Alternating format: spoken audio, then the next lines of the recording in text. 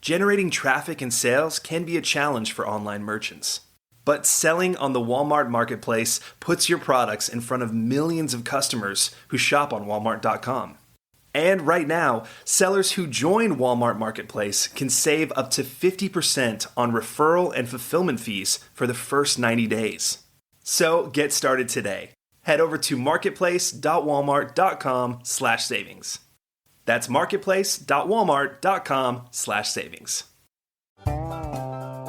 Welcome to E-Commerce Conversations, a podcast by Practical E-Commerce. What is going on, Internet? Eric Van Holtz here, back again with another e-commerce conversation. I hope all is going well, and I am super excited, as always, to have my guest, Rasmus, on the other end of the line. You guys don't know this, but he's got a very important mark in my life. I went to Denmark last year, and my wife ended up having a baby. Well, not having a baby in Denmark, but getting pregnant on our trip to Denmark.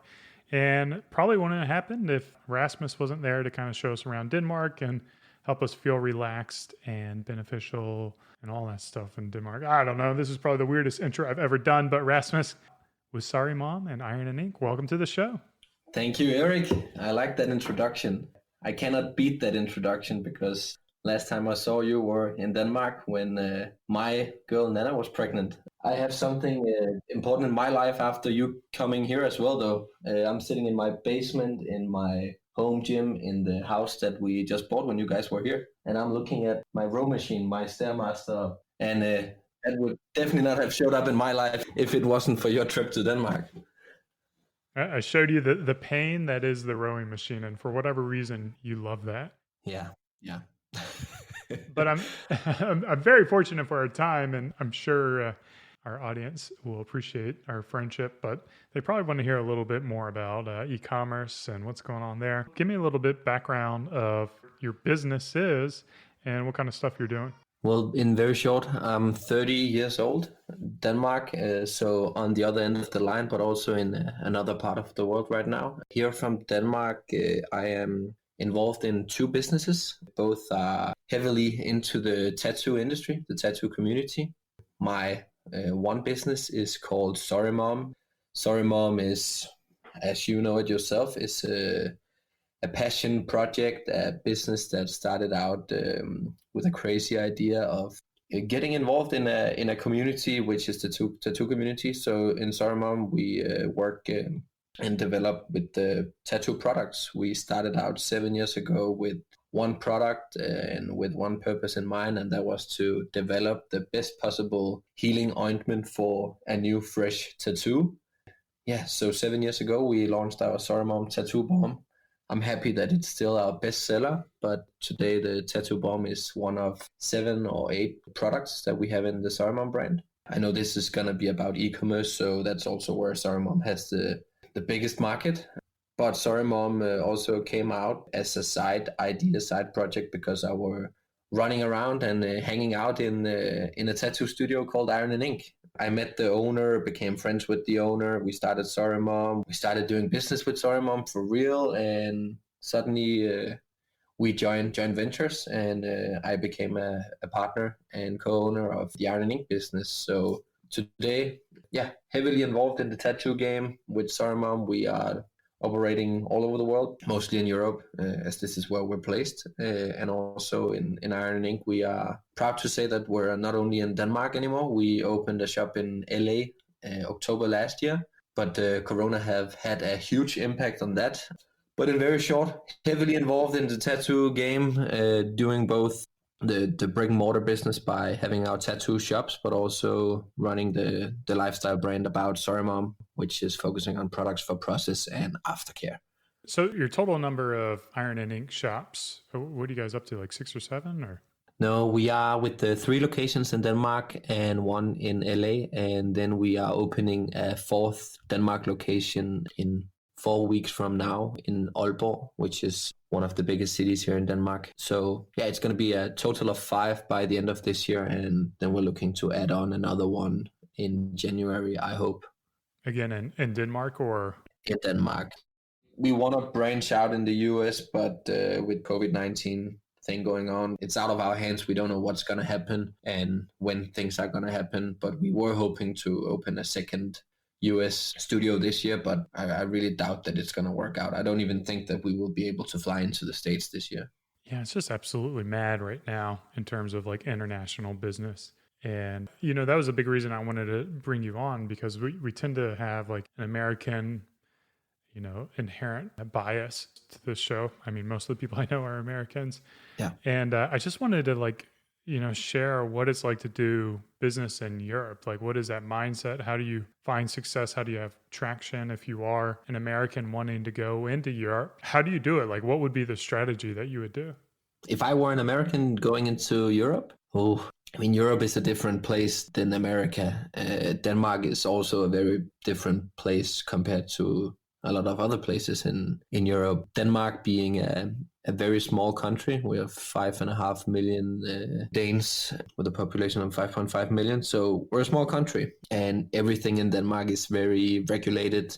We have one of the highest tax pressures in the world with an average of almost 50% tax. We work with sales tax, VAT of 25%. So I will say that it's very difficult to building a huge business in Denmark, but we also have the welfare system and a lot of resources available to get the help and get the support to actually get a business up running. But I think bringing an American mindset of, you know, going all in and building a huge thing and, you know, aiming for the stars is it's a good thing if you want to conquer Denmark, because we have a Danish saying that is, don't pretend you're anything, or don't think you are anything, which is kind of holding back, I think, a lot of people from chasing their dreams and, you know, faking it till you make it.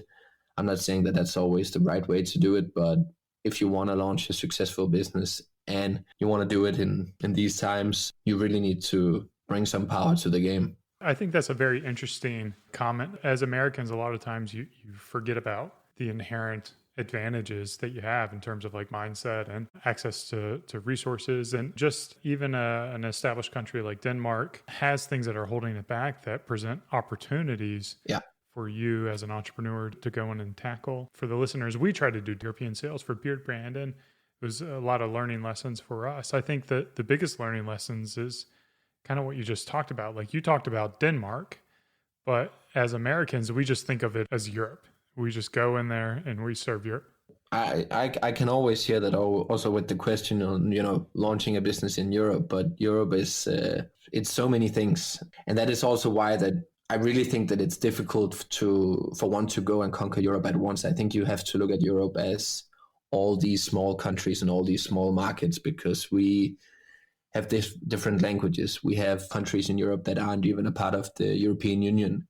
Within the European Union, though, we have a huge opportunity, which is how to translate it into English, the free movement of products and services, which means that there will never ever be any taxations or duties on products that goes from one EU country into another EU country. So in terms of trading, we have the same benefits as you have in the whole country of the United States. If you ship something from East Coast to West Coast, there won't be any additional taxes on it. But we have super big countries in Europe that aren't part of the European Union. For example, Norway, which is a very, very strong European economy. The UK just voted out and are leaving the European Union later this year. So Europe is a lot of different markets that you need to target. And if I were an American, I would definitely focus on the English-speaking markets. The UK also looking at getting your products or your stuff to Europe. UK is good located as well. But if you're an American and you want to, say, establish a business in Germany, I would say that you most definitely need a German sales office or a German, you know, branch, because German language, again, is a different thing. Same goes for France. I know the Germans and the French, they do also speak some English, but it's not necessarily up where they will be buying into an English-speaking product or English-speaking brand. And we know that ourselves in Sorry, where we've been an English-speaking brand, so to say, since day one. And we are by far best in the United Kingdom. And and in Denmark where we speak the language. So language barrier is one thing, even though the average level of English is good in Europe. Yeah. So with your strategy, your packaging, is that all written in English or do you have Danish packaging as No, well? everything is written in English. And again, being a very small market, suddenly we would be doing different productions of packaging only to cater the Danish market. And for us, that's not necessary. The Danes are really high educated, and everyone in Denmark speaks Danish. Yeah. And English. Yeah. You know that. That's also what I meant. But perfect. Yeah, exactly. Wow, we're so educated. We speak our own language. Yeah. So with Sorry Mom, like have you guys gotten any kind of traction into markets like France or Germany, or is your focus really on continuing to grow the Danish market and the UK market? We do have a little bit of traction in the German market, but that only happened when we started working very close with a German distributing company. We have tried several times to do campaigns, both directly to end consumers, but also campaigns on starting wholesale business with German tattoo parlors. But again, language is one thing, and we do speak English, and so do they. But when you set up a new business relationship, language is just more important than one would imagine today in 2020. France, we have absolutely no business. I think we work with maybe 4 or 5 tattoo studios in France. Fun fact is that Romania is one of our biggest markets in Europe now. But again, that's also only because we work with a sales rep that is also doing graphical design for us in Zarmam, and he is located in Bucharest. Fact is that you need people, you need staff on the ground if you want to break down these barriers. Of course, I know that you can build out direct to end consumers brand and business in English from pretty much anywhere in the world. But our focus in Zarmom has always been to combine it with having strong relationships with the tattoo community, the tattoo professionals, see them start stocking and carrying the products, representing the products in front of the clients, the people with the tattoos. And then from there, starting to generate more traffic and more sales on our own direct channels to the end consumers. You know, one of the things that as a naive American, I didn't realize is like, you talk about it, it's not just the language, but the culture as well. Like, for instance, in Germany, you know, credit is essentially like a dirty word. Yeah, true. So you have to like understand the nuances of that, where payment processes have got to be different because no one's using credit cards there, you know, and from an e-commerce perspective, you know, in America, like credit card is how you sleep and drink. Yeah, exactly. So like how many countries are in Europe and the EU? There's got to be what, 30 of them? Honestly, I have no clue, but a lot. Yeah. So like each of those has its own like history and its own culture Yeah. and its own like nuances and like ways of doing things where, you know, maybe you can get by with like a generic English focused strategy, but you're just, someone else is going to eat your lunch. And it's very, very difficult to, score 100 points in all of the infrastructure in running a business in a country that isn't the one you're based in. Look at shipping, I do think pretty much all of the European countries has or used to have their own postal service, like US Postal in the US. We have Post Denmark, which is like Danish Post in English. You have Royal Mail in the UK. You have so many different shipping companies that sits on the whole shipping infrastructure in these countries. And yes, you have the big players like UPS, DHL, and all of these, but it's still new things to a lot of end consumers. And fact is that UPS, they will never ever be able to compete with the German postal service on the regular parcels that goes to an average person in the countryside of Germany. Well, that makes a good transition talking about fulfillment. You guys are opening up your own fulfillment center, right? Yeah, we are. We used to have it set up with a Danish fulfillment partner and a US fulfillment partner as well. But being hands-on with your own products and your own orders, it can change a lot of things, both in the way you handle your own stuff, in the way you represent your own stuff, but also in the way that your customer receives their products. And one thing I've learned is that it's very, very difficult to find business partners that wants to deliver the same kind of service and same level of service as you want yourself. So here in Denmark, we found out that, the products and the orders would be packed, they would be shipped out, but they wouldn't be caring so much about the small details as we always do.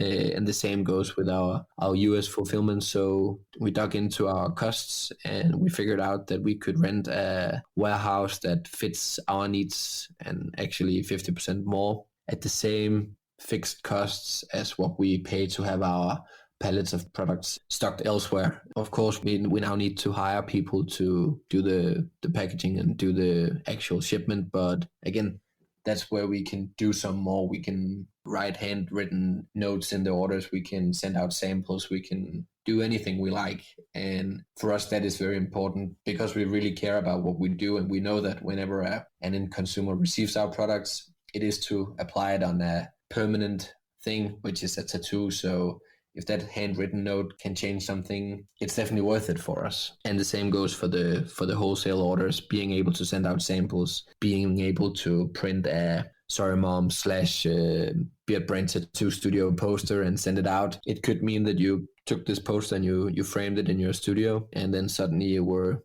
more likely to sell more products and you were better at representing Sorry Mom and our collaboration. So small things like that is the reason why we decided to move to our own warehouse. And actually it's not official yet, but we are also going to be moving our US fulfillment back to Denmark. Not B2C, but all B2B orders will be handheld from Denmark going forward. Yeah, I think we kind of ran into the same issues, just wholesale and direct to consumer are different beasts and they need different types of mentality and mindset and packaging. It is tough to find a single partner that can handle both. It's almost as if you needed to find two different fulfillment partners and then you're splitting up your inventory. So bringing it in-house. I know you guys have challenges with hiring kind of like entry-level labor, right? Like if it's not a good fit, like scaling back is going to be a pretty big challenge, right? You really have to be all in on this decision, don't you? Yeah, we do. Good thing is that our new warehouse is located in a small village where one of my sales guys, he lives, and he has been the spearhead of this process of moving the warehouse. So to start out with, he is actually going to be moving his office to the warehouse and be working from there for the first couple of months and set up a 100% good solution for how we do it. And then we are hiring someone part-time to do the manual work, which is picking and packing the orders. So I think we have a good way of doing it. But yeah, this also means that he will be taking some time away from actually doing the sales. But I do think that these small changes that we can do now is also going to benefit the sales on the existing customers. I want to segue, since I know you pretty well, you're a pretty amazing person. I want you to share kind of like your hacks in life, how you can run essentially two different businesses between Iron and Ink and Sorry Mom. You know, one's a service-based business and one's a product-based business. Like, how can you do both businesses in your brain? Yeah, it's a good question. I get it asked a lot. It sounds simple, but Eric, I really love what I do. And fact is that I am working in the same kind of area all the time. I have 2 employees in both of the businesses that does the same as I do in terms of working partly on both projects. So I'm not alone in it, and I always have someone to help me out on this stuff and to help out balancing it out. And then I really think that for me it's a perfect combo because with the tattoo studios, I'm not doing tattoos. I'm not even close to being capable of doing tattoos. But in the tattoo studio, I get to work with a lot of people. I like that. In the Sorry Mom business, I get to work with products and with scaling a business without actually necessarily hiring more people, working with automation, growth hacks, cool new systems, CRM, e-com marketing. And that's what I'm very passionate about as well. So this has become a very lucky path for me to be working with e-commerce and with a lot of people as well. And for me, it's the perfect job. I like how you mentioned how both businesses are in similar camps to each other. Yeah. Let's talk about the projects that weren't in that space and how they went. It was a pregnancy test.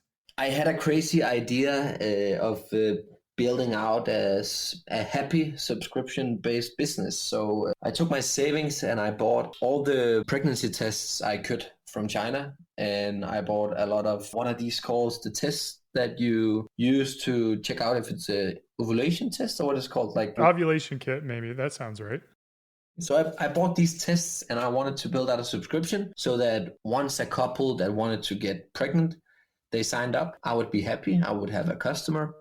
But I also knew that I would have a customer that would hopefully soon leave the subscription because they would be in happy circumstances and be pregnant. And I thought that this would work because then we could, keep on selling the products to the people. Once they stopped, it would be for the better case. And I don't think a lot of people has subscriptions where they want people to quit. But I also knew that people that would then join the subscription would join it because they wanted something great, which is having a baby. Anyways, my ideas has always been ambitious. I ended up buying a domain, having the pregnancy tests in stock. They were sitting there for 3 years. Not a single pregnancy test was sold. One day I told one of my employees to go to the recycle center and dispose them. And he came back and he said, Rasmus, what do you think the guys at this recycling center said when I asked them where to place 20,000 pregnancy tests? They haven't heard anything like it. So end of the story is that I'm best at doing something I do 100%. The fact is that it's very difficult to do side projects if you are heavily into something you really, really love doing, because that will always be on top of your list. And that's what happened with me. And a fun fact is that we used 2 of these pregnancy tests when we got pregnant ourselves, but that was past expiry date. So I ended up going to 7-Eleven to buy pregnancy tests to check if it was for real. And luckily it was. Those were the 2 most expensive pregnancy tests you ever bought, huh? Yes. I think you are a lot like me, because that's a really good idea. I don't think it's a bad idea at all. I think it could be a very successful business, but the challenge is when you can generate so many good ideas so rapidly is once you start doing all of them, everything starts faltering. Yeah. And is this a lesson? I mean, are you still making the same mistake, or? I'm tempted to say I sometimes do, but I would say I am not. But I'm close to jumping into new ideas all the time. And I have this discussion with my girlfriend. I had it yesterday where she said now with Bobby going to the daycare and only on part-time, it's about time that I even stop thinking and talking about these new ideas. So I'm handing some of them away to friends and people that I know are willing to filter them through and maybe run with one of them. And that works for now. Yeah, I want to try to stop having the ideas. I think they're really beneficial. I mean, when we were in Denmark, you had another idea about like doing something with China. I forget what it was, but. Yeah, me too. It's probably written down in my little black book. Yeah. Your ideas are really good, and that's the problem. But thank you. I think this is a problem of, like, how do you get your mind back in your own business? Because imagine if you're generating those same incredible ideas for the current businesses you're working on. How do you have that kind of like creative capacity go to your current businesses to allow them to really, hit the next thing and thrive? I think that's even, and it's going to sound lame, but that's even more difficult, I think, because when you run your own business and you have people taking care of different parts of that business, I think you're more likely to rely on what they are doing, and ideas will always have to be discussed with for example, in terms of sales, I always discuss my ideas with my sales guy and with the marketing people, and often, they are good at taking that idea, working with it, and we tweak on it and we implement and we execute, and there we go. So often these ideas, they don't get to sit that long with me, and that way they don't become so big and they don't get so much out of the direction we are in right now. So if we started with subscription, we could probably work out a subscription in Sorry Mom. But suddenly I'm looking at doing a subscription-based business for pregnancy tests, which is so far away from what we do. But that's because I'm not talking to anyone about that idea until suddenly it piled up and became a huge idea, which should never ever have been executed on, not with me in the front seat. I do think good ideas flow and come if you work in a creative environment, in an environment without too many restrictions necessarily. All of the people I work with are creatives, and all of the people I work with have pretty much all the freedom they want. They have their different areas and responsibilities, of course, but we also do spend a lot of time on discussing ideas and discussing data and figuring out how can we improve and what directions can we aim towards. You kind of get that energy and you feed off each other. Exactly. Well, where can people contact you, follow you? What should they do? What are your properties? Let everyone know. I am on Instagram, Rasmus Cort, which is my name. That's just in one word. I'm active on YouTube, which I started recently. I was recommended it by a good friend, Eric. That's you. I am, however, in a big dilemma. I don't know if I should go all in on Danish content or if I should go all in on English content. Denmark is small. It's easy to get some traction here. If I'm trying to make an impact and get my words out in English, I'm suddenly competing with you guys and everyone else. But I'm on Instagram, I'm on YouTube, probably most fun to follow on Instagram with my private profile. And of course, Sorry Mom Tattoo and Ironing Tattoo, our Instagram tags for the two tattoo businesses. Ironing is also active on YouTube, and that's where you can find me. That's where we focus the most because, again, all we do in the business is pretty visual. It's easier to sell a good looking tattoo with a picture than with a text. Yeah. And Cort is Cort. Exactly. Rasmuscort. Sweet, man. Well, I appreciate your time and thank you for carving out a little bit of it for me and for our listeners. This has been another e-commerce conversations. As always, I hope you guys enjoyed it, learned something new. Cheers. Keep on growing.